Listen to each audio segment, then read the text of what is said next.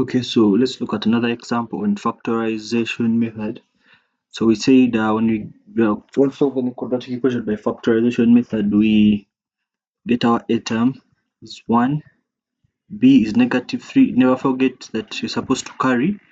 When you're carrying maybe the a or the b, you carry it with the sign. That's how you carry the coefficients. So then now we have a, b, c.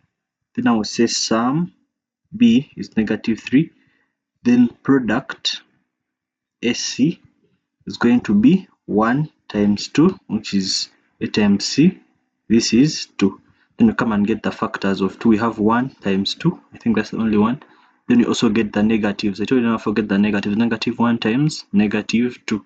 So we have this. Which of these, when you add, gives you -3? So we see 1 plus 2 is 3, but -1 plus -2 is -3. So this is what we need. We have -1, -2.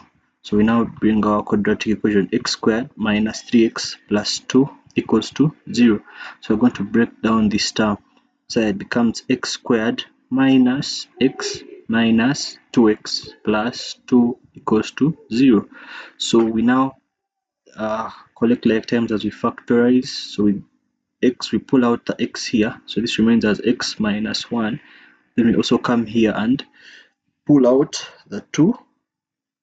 So we can pull out a negative side. This becomes x minus 1 equals to 0. So we end up saying x minus 1, x minus 2 equals to 0. So either x minus 1 equals to 0 or x minus 2 equals to 0.